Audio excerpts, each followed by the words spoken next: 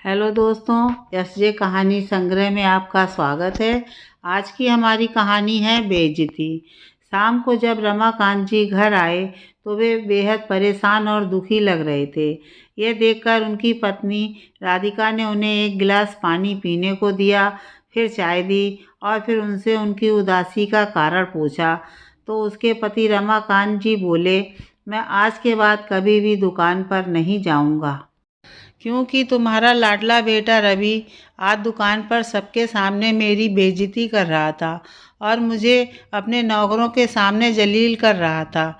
यह सुनकर राधिका बोली, आखिर ऐसा हुआ क्या?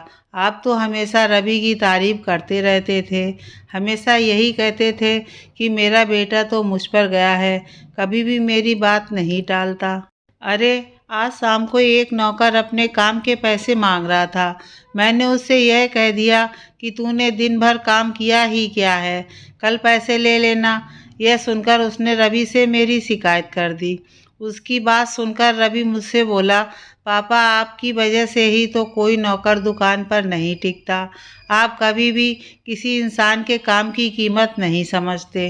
मैंने उससे कहा कि तू सबके सामने इस तरह की बातें ना कर, एकांत में घर बैठकर इन सब के बारे में बातें करना। परंतु उसने मेरी एक ना मानी और नौकरों के सामने ही मुझसे बोला, पापा जब यह आपसे काम करने के पैसे मांग रहा था तो आप उसे पैसे दे देते, इस तरह बात का बतंगड़ बनाने की क्या ज़रूरत थी। उसकी बात सुनकर दुकान पर काम करने वाले नौकर मुझे देखकर हंस रहे थे। ये देखकर मुझे बहुत बुरा लगा और मैं उससे बोला कि मैं आज के बाद दुकान पर नहीं आऊँगा। यह सुनकर उसने मुझसे कहा, पापा आप दिन भर करते ही क्या हो?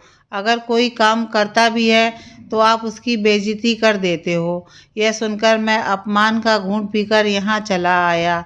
आज के बाद मैं कभी भी दुकान पर नहीं जाऊँगा और ना ही कुछ काम देखूँगा। अपने पति की बात सुनकर राधिका बोली, आज खुद पर पड़ी तो तुम्हें एहसास हुआ कि सबके सामने बेइज्जती होती है तो बुरा लगता है। मैं तुम्हें पिछले 30 वर्षों से समझाती आ रही थी कि सबके सामने मुझे जली कटी ना सुनाया करो, परंतु तुमने मेरी तो कभी नहीं मानी। दरअसल रमाकांत जी ने एक मोबाइल का शोरूम खोल रखा था और उसमें वह उनका बेटा दोनों ही काम करते थे और उनकी पत्नी राधिका घर पर रहकर घर का सारा काम करती थी। रमाकांत जी बेहद खुदगर्ज इंसान थे। वह कभी भी किसी इंसान के काम का महत्व नहीं समझते थे। उनकी पत्नी राधिका दिन भर घर का काम करती थी, हर काम उनसे पूछ पूछ कर और उनकी इच्छा के अनुसार करती थी। एक दिन राधिका ने उनसे पूछकर मटर पनीर की सब्जी और बूंदी का रायता बनाया था, जिसे उन्होंने पेट भरकर खाया था। जब राधिका उनसे बोली कि खाना कैसा बना है तो तारीफ करने की बजाय गुस्से में बोले, ये कोई खाना बना है, बिल्कुल भी स्वाद नहीं था। तुम दिन भर करती ही क्या हो, दिन भर घर में निठल्ली पड़ी रहती हो। यह सब बातें रवि भी सुन रहा था। राधिका ने उनसे बोला कि बच्चों के सामने ऐसी बातें नहीं करते, परंतु उन पर कोई असर नहीं हुआ। एक दिन रवि का जन्मदिन था। राधिका ने बड़ी मेहनत से रवि के जन्मदिन की तैयारी की थी। सभी मेहमानों के लिए केक और खाना भी उसने खुद ही बनाया था।